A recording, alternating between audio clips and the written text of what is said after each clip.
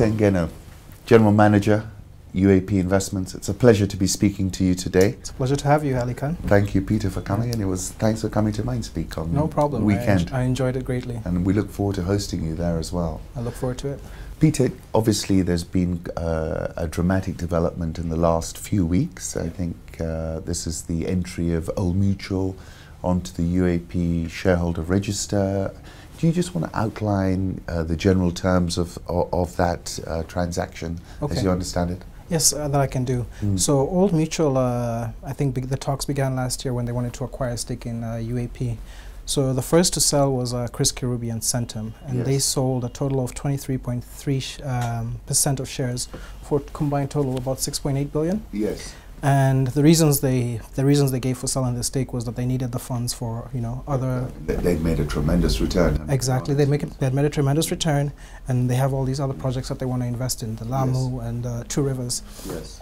And we also had some PE investors as well. That was Swed Fund, African Invest, and their Barrage Group, who in total had 37.3%. Right. So a few weeks after Dr. Chris Kirubi sold and Centum sold, then the PE investors also sold, and they sold their share for about 14.2 billion. Yes. And I think they bought it in at 5 billion. So another supernormal return. Yes. What period would they have held it for? They held it since I think 2011. 2011. So pretty fantastic, really. Yeah, yeah. And you know, Peter, I was looking at things like M&A activity in the region. I mean, that was up more than 100%. I saw year on year. Do you see this as part of that sort of activity that we're seeing generally? How do you contextualize it? The insurance company sector, I know, has been very, very hot. We've had a number of other transactions beforehand. What do you? I think people are starting to realize that there's a lot of indigenous Kenyan companies that are very well run, and have got a very good presence in other African markets. And for them, it's an easier route to just buy them and then give them entry into, because with Old Mutual buying into UAP, now they have access to Uganda, Rwanda, Tanzania. And those are markets that they were not necessarily in before. And there are more. How many markets are UAP in? We're in 6 right now. In 6, yes. Yeah, so 6 and countries. Kenya is what, about half the business? I would say Kenya is slightly more than half, but the other regions, in Uganda, the business is doing very well as well. In Tanzania, it's picking up as well.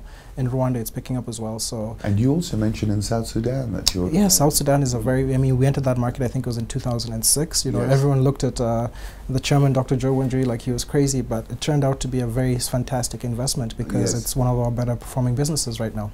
And do you think that, I'm still just being generic, but do you think that local indigenous entrepreneurs have a competitive advantage in these markets? Or how would you describe, because you're describing quite an intrepid move into new markets. And I think, in business school, they always tell you think locally but act internationally, right? Yes. So I think, yes, there is a competitive advantage because we're the people on the ground. We know how Kenyan people think. We know what makes them tick and everything like that. So it makes sense, that when Old Mutual comes in, they kind of retain the UAP brand because that'll be a way for them. Oh, it's a strong East African brand. You wouldn't want to lose it. Exactly, it's a strong brand, and it's also just a way of because we're in touch with the local people on the ground, so we know what makes them tick, and that's why we've been so successful.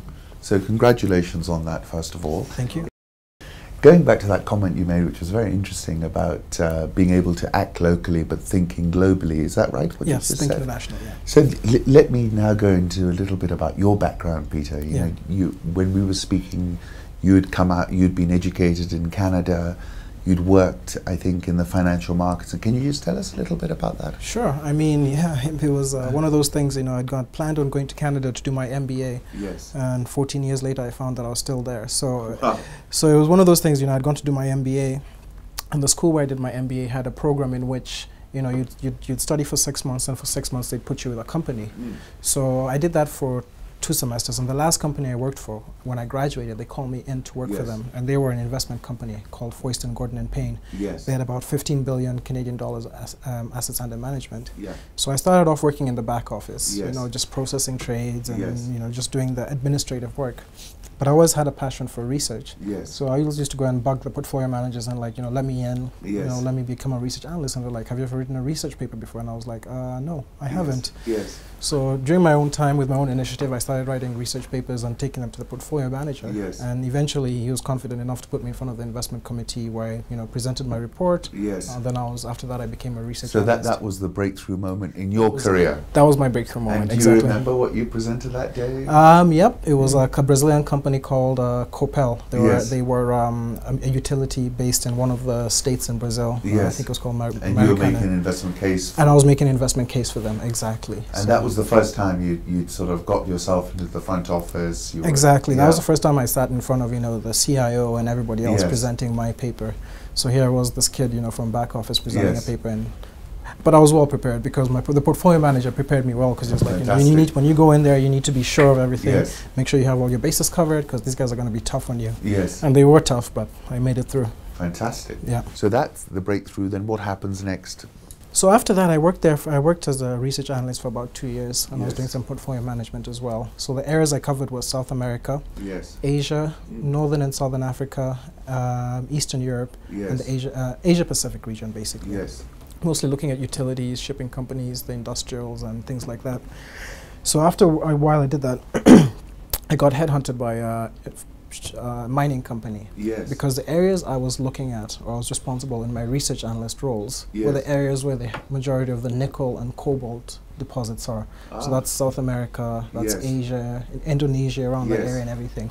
So they wanted me to be a corporate development analyst. So what's corporate development analyst is basically in-house M&A. Yes. So it was my job, because if you have a mine, you can only mine in an area for, let's say, 30 years. Yes. And after 30 years, you need another property to mine on. Yes. So it was my job to look for either companies we could buy that had assets, or pieces of land we could buy where there was nickel and cobalt deposits, so that we could prolong our pipeline. So doing that, it was a very interesting job. It took me to Indonesia. What period was this in? Were the commodity markets on the rise? Or this is when the commodity markets, so this was 2010. They had just recovered after the 2008 fiasco. Copper was on a tear, and all the other commodities were doing well. Oil, that was 100. Now it's at 40, or between 40 and 50. So yeah, it was interesting. So I know it took me to Indonesia. Fantastic. I remember at one point I had to, it was a very good experience, basically. So after that, I did. There was an opportunity coming up at the Treasury Department. So the reason I left the M&A role was because in M&A, as I'm sure you know, there's a lot of activity. Yes. But there's very few deals that happen. Yes. Yes. Because you get to a point where you agree on the price or something, but the two principals do not agree, and the deal just dies. This is after you spent 6 weeks killing yourself over this project, doing the models, doing the due diligence and everything. The principals disagree, that's it. So I found it very frustrating, especially coming from a research role where I do research and then my stocks are added to the portfolio, so I can actually see my hard work working for me, kind of thing. So after that, I got promoted to manage the Treasury Department, which I did for about another 2 years. Yes. That was the job I had previously before I came to Kenya. And then you got headhunted by UAP, or how did you, because transitions back are always very interesting. No, they're very hard and very interesting. I mean, what happened to me was, it was almost a comedy of errors. So I had been in the Treasury Department for about 2 years, and I'd come home in 2013 in December. And I'd spoken to my dad. My dad was getting older, and traditionally I'm a Kalenjin, so I'm the one who's supposed to come home and take care of my dad. And my dad was hounding me. He's like, "When are you coming back? When are you coming back? I want to see my grandkids. I want to see, I want you to spend some time in Kenya." And when I flew back to Canada that day, we landed in the middle of an ice storm. Wow. So when in Toronto? In Toronto, yeah. So when we got to our house, we didn't have any electricity for 3 days. Wow. So we had to basically go and live with the in-laws. So you can imagine how much fun that was. So we were the in-laws for a few days or whatever. Went back home. Then in February, there was a week in which it was below -30 for about a week. Wow. So that was the straw that broke the camel's back. I was just like, look, I've had it. I can't take this anymore. What am I doing here? I need to go back home. Yes. So I started talking to some of my friends here in Kenya who were in the industry, and trying to find out where the jobs were and everything. And one of my friends told me that Dominic Chiari, who's the GMD for UAP, has just started up UAP Investments, and he's looking for somebody to run the business.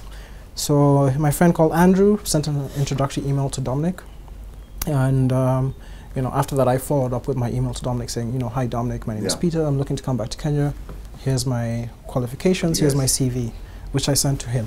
And literally within 20 minutes, you know, I get a phone call, and I'm like, I can see it's 254, so I'm wondering, is this, you know, who is this calling me? And I pick up, and it's like, it's Dominic. Yes. So yeah, he moved very quickly. He moved very quickly, yes. yeah, and that's something about Dominic. He's on the ball, and he moves very quickly.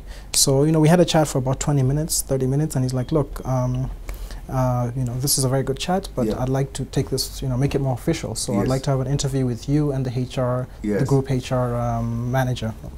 And yeah, so that was probably on a Wednesday. By the Friday, I was having the interview with Dominic, and her name is Winnie Partet. Yes. And we had the interview, and it went well. And they were, look, you know, next stage is for you to come down to Kenya and for an interview. So this is 2014 now? This is 2014. Yeah. This is around, February still. So by March 30th, I was down here. I came for an interview. You know, I expected, you know, to be an interview between me and Dominic. Yes. And I walk into the room, and there's like all the board of directors are there, and I'm like, oh wow. So I wasn't really prepared for that. They'd come out in full force. Yeah, they'd come out. So it was a panel interview, which was, it went well, obviously, because I got the job. But it was but there was, you know, it was a very intense interview. I even remember I had to take my jacket off because I was sweating, and I was like, oh my God, this is getting hot. And so we did, you know, that happened. So I called my wife, and I broke the news to her. I was like, look, I think I got the job. No, I got the job. Yes. It's time to sell the house, get the kids, and let's move them That was probably the smoothest transition back home that I can think of. Yeah. That anyone I was very lucky. I have to say, I was very lucky. Timing was good. Timing was good. You know, it just worked out that, you know, UAP Investments had just started out. My friend knew Dominic, so it was just one of those things that just came together really well. So when you say it's just started out in 2014, how much did the UAP Investments have under management? Much at the start of 2014, I would say zero, because we hadn't received our licenses and all that stuff. So it was a real startup. It was a real startup. Yeah. I mean, they had a few staff here, but you know, as a startup, there was some staff that were leaving. Like the portfolio manager was going to Wharton to do his MBA. Yes. So he was in transition. So it was a lot of flux. So when I came in, there was a lot to do. And then how did you decide to tackle the investment market? Well, you know, what is the investment market out there, and how have you built up your business? I mean, for us, you know, one of the things about investments is it's a trust game as well. And in addition to that, you know, we didn't have staff, so I had to build up the staff. Yes. But then when you build up the staff, you have to make sure that you have the systems, the policies, the procedures in place to make sure that, you know, it's a well-run organization, and, you know, everything is, you know, good corporate governance and all that. So that was my first task, because even before getting the money in, because you can't really manage the money if you have nobody to manage it. So it was building up the staff and making sure that we have a, you know, a good enough staff complement to operate at the level we're at in terms of the funds we have. So that was my first task, and, you know, putting the systems in place, which I did. And then after that, you know, it was time to start getting money in to manage. So usually, I mean, we have the insurance and life business, which are related parties. So those were the first mandates we got. And those, in total, we have about 12.5 billion under the investments group. Under the investments, exactly. And that's a meaningful amount of money. It is. I mean, especially in a period of 6 months. Some of it is internal, but it's good. We had to, you know, do the pitches to them. We had to do proposals for them. So it was good. And how do you segment your funds? I mean, how are you managing this? You know, these funds. What I can see that about 4 products. Is that right? So we have unit trusts. I mean, that's just the normal ones. We have the money market fund, the high yield bond fund. The difference between the two is just duration. You know, the money market is more short term. High yield bond fund is more long term. But they're both invested in government securities and securities that protect you, give you principal protection. Then we have an enhanced income fund, which is a 50-50 split between bonds and equities. So you take on a bit more risk, but you still have a bit more protection on the 50% that's invested in bonds. And we have an equity fund that's 100% equities. So that's for the, you know, the more risk averse. I mean, people who are less risk averse and who want to take a risk on the market. And over the last 12 months, how have they performed? I mean, we've beaten the benchmarks for all the funds that we have. The unit trusts all beat their benchmarks. When it comes to the money market, right now we kind of we have one of the higher yielding money market funds. So if you take a look at the paper and the dailies, you'll see the UAP money market fund. We're consistently among either 1 or 2 in terms of our yield. And what is and then what is the strategy? I mean, what is your philosophy of investment? I mean, obviously, you know, the nature of these businesses, it's your philosophy that sort of... I mean, are you talking about my personal philosophy? Your personal, and then UAP, and then how... I mean, I think UAP Investments, what we try and do here is we're value investors. Yes. So we look at the fundamental, you know, when it's bottom up and top down as well. So you start, you look at the macroeconomy, then you see, okay, you know, GDP is going to grow by this much. Okay, if GDP grows by that much, which industries are the ones that are going to contribute most to that GDP? Once you figure that out, then you drill down to which companies within those industries are going to do really well. Then you filter out between those companies and then find the company, you know, that's got the most value in terms of, is it underpriced? Does it have good management? You know, what are their prospects? What are the plans for the future and things like that? So when you look at a company, you take a holistic view. You don't just look at their earnings. You look at every single aspect of it. So that's what we try and do here. Okay. Yeah. And you know, do you take big bets, for example? Yeah, I mean, investing is I don't want to say it's a risky game, but you know, in order to make money, you need to take some risk. Yes. And the risks we do take, I mean, we're not, when you say we take concentrated bets, so if we think, for example, a company is going to do very well, then we will make a concentrated bet on that company, so that, you know, because the Kenyan market, if there's 20 stocks and if there's 60 counters in the Kenyan market, only I'd say 10 to 15 of those are quote unquote quality companies, which means everybody else is invested in them. So for you to make a difference for your clients, you have to make, you know, either a concentrated bet or a more, you know, you have to pick something out of those 15 stocks to make a difference. Otherwise everybody is doing the same thing. So, you know, if I own Safaricom, that guy owns Safaricom. The other managers own Safaricom. So how am I any different? So do I own more Safaricom? Am I overweight on it? Or am I underweight on it? So those are the things you have to do to differentiate yourself and to get a better return. Yeah. Now, that's very interesting. Can I ask you, can we jump, Peter, now to sort of your macro outlook, you know, on the economy? How do you feel about where Kenya is today? Are you confident that we're going in the right direction? And what do you think are the big trends that we need to look out for? In 2015? In 2015, I mean, it's the one everyone's talking about. We've got the infrastructure spend. You know, infrastructure spend, like it's what took America out of the Depression in the 30s kind of thing. So infrastructure spending is something that gets a lot of people working. So the more people working, the more money that's in the economy. The more money that's in the economy, the better off everyone else is. We have that. Then we have also, you know, like you keep mentioning that inflation is falling in Kenya.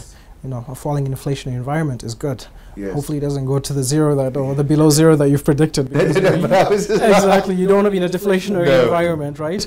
But low inflation is good, because with low inflation comes low interest rates, which means that the banks, consumers and industries can, you know, borrow more cheaply. So if you're an industrial company and you've been holding off on making some capital expenditures because it's too expensive, now is the time to go and get a loan, because you're paying a much cheaper rate. And are we seeing that happen? The rates are coming down a bit. They're a bit sticky, and that's because I think the government, you know, missed its fiscal targets in terms of tax collection.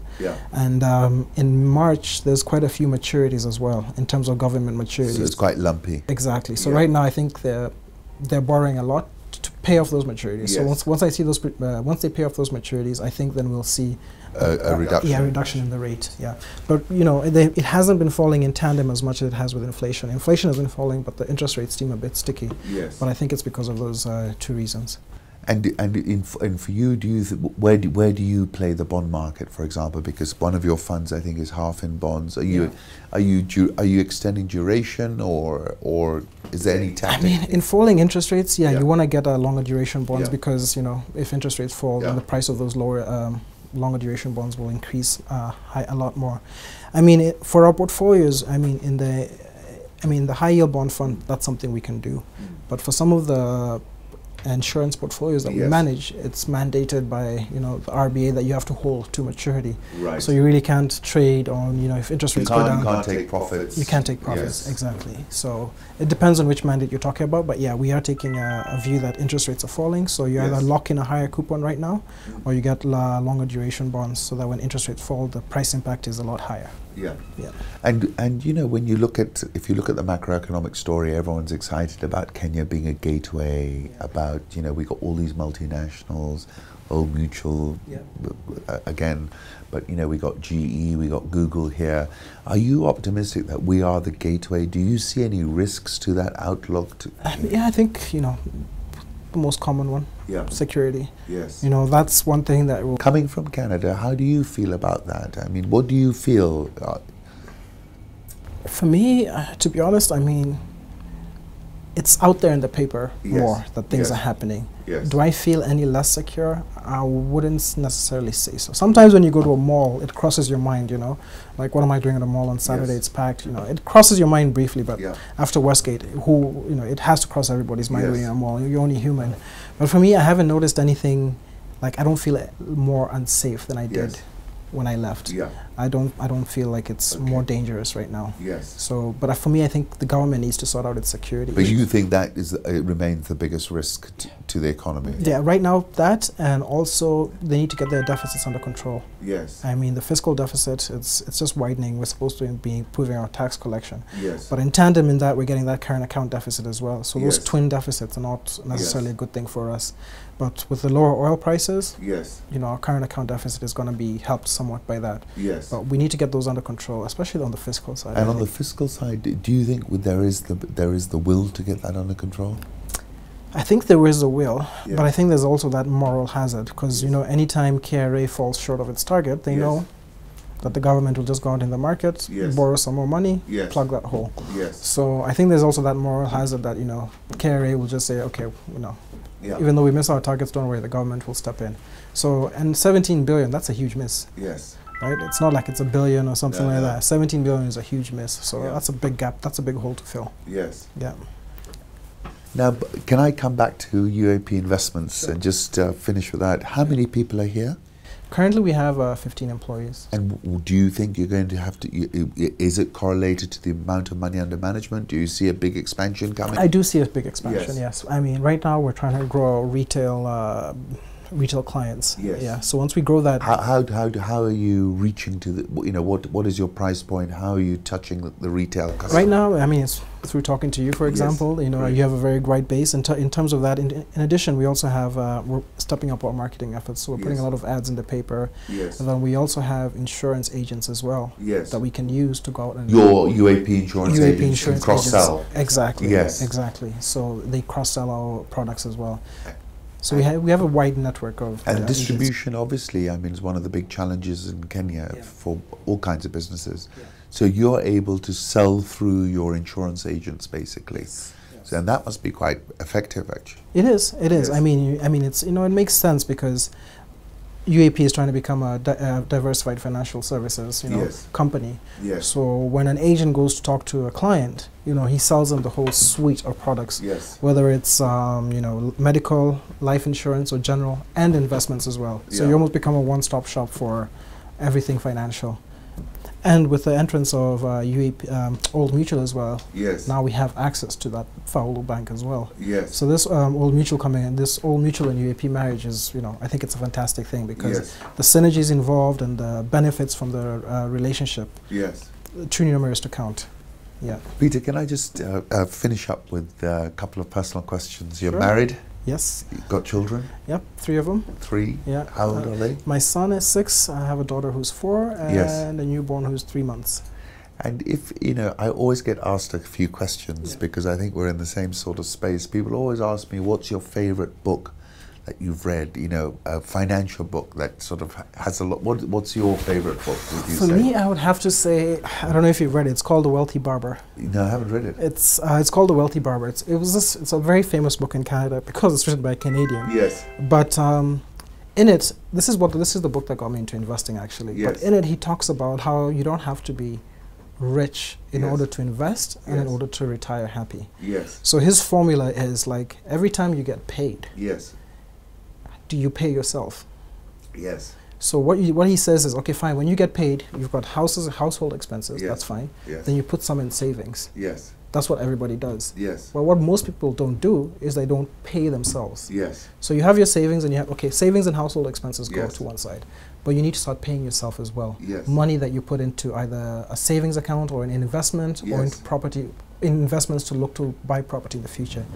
And that has always stuck with me. So what I do is after, you know, all my expenses are paid and I've saved money, then I pay myself personally for working at UAP Investments, and I put that in a separate account that I just, you know, I invest my money in. So I invest in stocks and bonds and things like that, and I just It's not to be touched.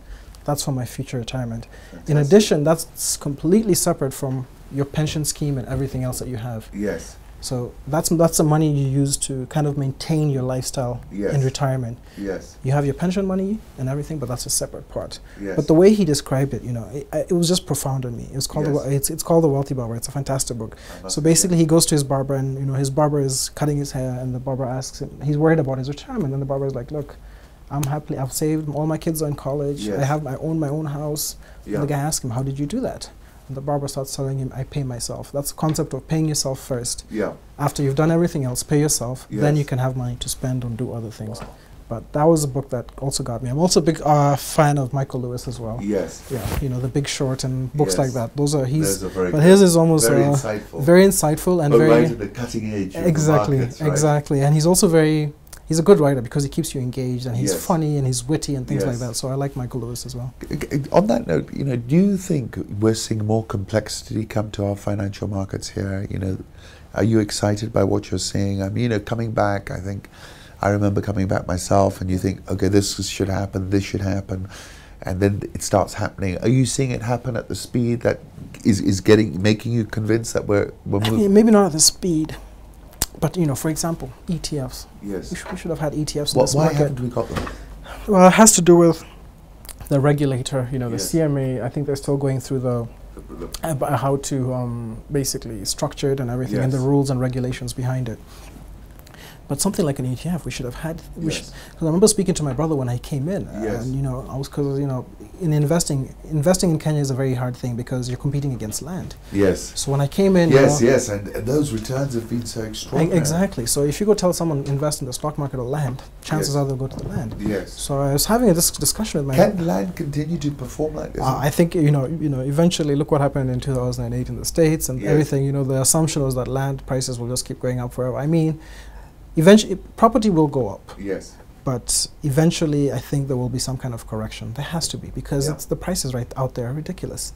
And if you look at it as well, from a point of view of a reversion to the mean, there's always reversion to the mean. You know? And right now, it just looks like property prices are just, you know, crazy, to be honest. If you look at the people buying houses and pieces of land now and flipping it 2 weeks later for 500,000 profit. It's incredible, isn't it? It is. But I think Kenyans have a lot of faith in bricks and mortar. It's like what I found with the British as well. They do. Touching on savings, obviously, because ultimately that's where your business does well.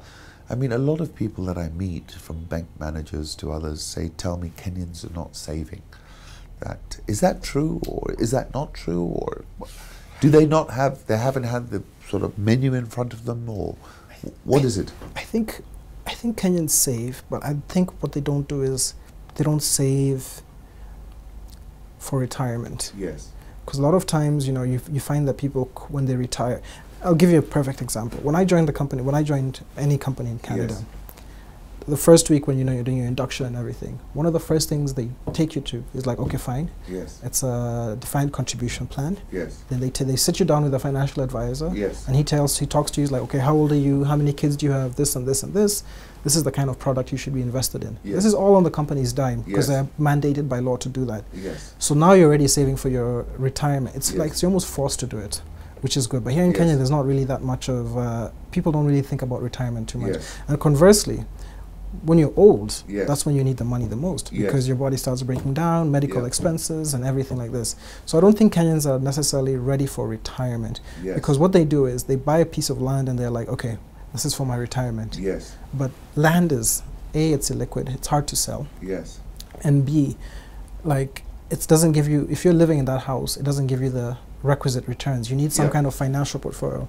And one of the things you learn when you're doing your CFA, when you're looking at your assets, you have to consider everything. You don't keep them separately. Yes, you have a house, but that's part of your portfolio. Yes. And you need to diversify your portfolio. So you're not only invested in land, you have to invest in stocks and other things as well. Yes.